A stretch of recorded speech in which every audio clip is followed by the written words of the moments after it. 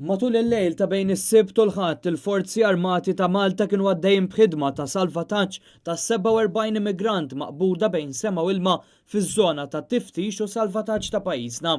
Skont Alarm Phone li hija għaqda mhux governattiva li segwi l-movimenti tal-immigranti, is-salvataġġ sar 43 siegħa wara li dawn ġew innutati għall-ewwel darba.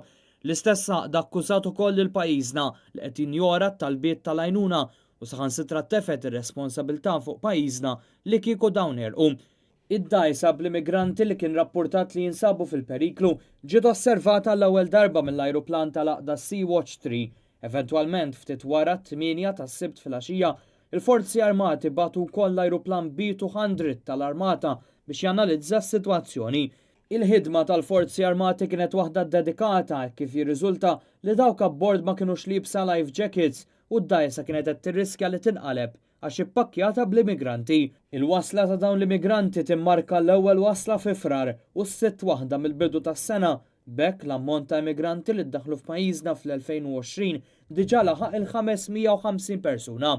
Minkejja dan is-salvataġġ, il-Gvern Malti qed jirċievi wkoll akkużi serji mit-tmexxija tal-Open Arms illi daħlet 363 immigrant f'Lampedusa.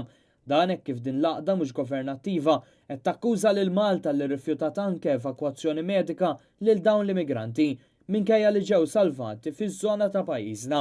Jekk dawn l-akkużi jkunu konfermati, pajjiżna saħansitra jista' jaffaċċja problemi legali fuq livell internazzjonali.